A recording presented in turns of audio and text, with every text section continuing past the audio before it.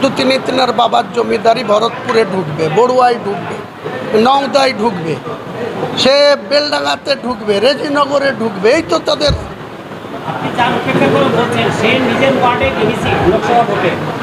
এসবের মূল্যায়ন হওয়া উচিত।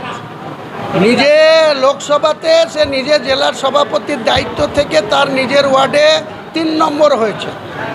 1 নম্বর কংগ্রেস, 2 নম্বর বিজেপি, 3 নম্বরে হয়েছে।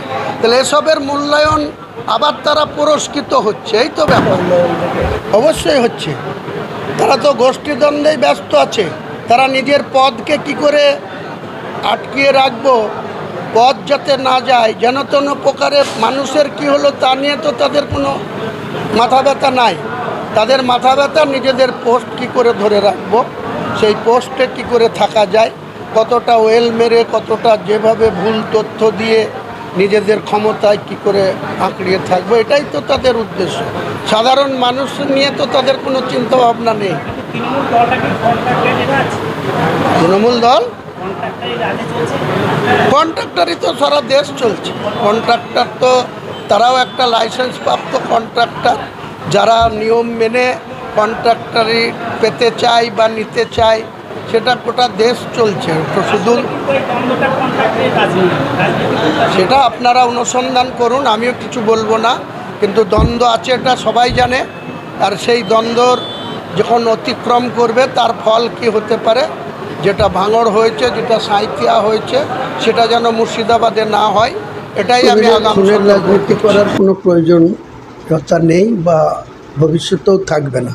কিন্তু আমি আশঙ্কা করছি যে লাভপুর বিধানসভার অন্তর্গত সাঁইথিয়া থানার অন্তর্গত পীযূষ ঘোষ, যিনি একজন অঞ্চল তৃণমূলের সভাপতির দায়িত্বে ছিলেন, তিনি তেনার বাড়িতে ছিলেন। তাকে কে বা কাহারা তাকে ফোন করে ডেকে নিয়ে গিয়ে তাকে প্রাণঘাতী হতে হলো, তাকে তার মৃত্যু কোলে ঢলে পড়তে হলো। একইভাবে 21শে জুলাইকে সামনে রেখে আমরা যেমন আজকে প্রস্তুতি সভা করছি, গোটা রাজ্যে বিভিন্ন শাখা সংগঠন, মাদার, বিধায়করা, জেলা পরিষদ, ব্লক সবাই করছে। তো সেই রকম ভাঙড়ে একটা প্রস্তুতি সভা করে রেজ্জাক, সে অঞ্চল সভাপতি ছিল, সেও বাড়ি ফিরতে গিয়ে আজকে পুলিশের তদন্তে কি উঠে আসলো যে খুন হলো একজন তৃণমূলের অঞ্চল সভাপতি। আর খুন করলো যারা আসামি, তারাও তৃণমূলের কেউ 2023-এর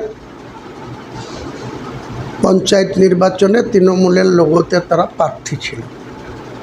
এটা আমি অত্যন্ত দুঃখজনক, মর্মান্তিক। আমি একজন তৃণমূল কংগ্রেসের বিধায়ক হিসাবে আমরা এই ধরনের রাজনীতি কোনোদিনই কাম্য নয় বা কোনোদিনই চাই না। কারণ মরছেও তৃণমূল, মারছেও তৃণমূল, জেলে যাচ্ছেও তৃণমূল। তাহলে দলের আগামী দিনে যারা জেলা বা ব্লক নেতৃত্ব দিচ্ছে, রাজ্যের সর্বোচ্চ নেত্রী বা নেতা কী করবে? কিন্তু আমাদেরকে সংশোধন হতে হবে, আমাদেরকে মানুষকে সঙ্গে নিয়ে মানুষের কল্যাণে কাজ করতে হবে।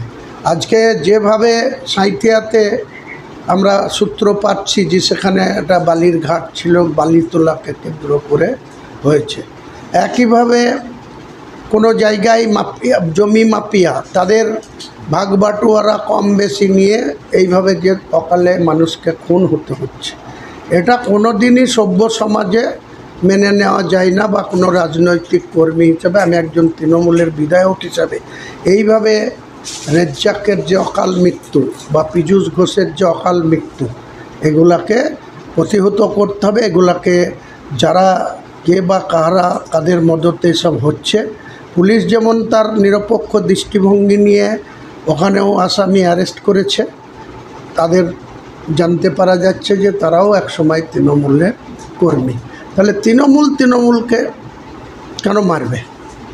আজকে এই জায়গাটাতে আমাদের আশঙ্কা হচ্ছে যে আমাদের জেলাতেও, আমার বিধানসভাতেও যেভাবে জেলার নেতারা, অফিসিয়ালি যারা নেতা, পদে বসে থেকে এখানে কলকাঠি নাড়ছে, ভরতপুরেও বালির ঘাট আছে, সেখানেও বালি তোলা চলে, কাজে সেই সব নিয়ে যেন কোনো তৃণমূল কর্মীকে আগামী দিনে মৃত্যুবরণ করতে না হয়, তাই আমি আগাম করে সতর্ক করছি জেলার নেতাদের যে আপনাদের সতর্ক থাকা উচিত, বা যারা এই সমস্ত অসামাজিক কাজে বা জমি মাফিয়া হিসাবে বা বালির ঘাট থেকে তোলার সঙ্গে যুক্ত আছে তাদের অবিলম্বে তদন্ত করে তাদের সেই যে ক্ষমতা দিয়ে রাখা হয়েছে সেই ক্ষমতা থেকে সরান এবং ক্ষমতা কেড়ে নেন।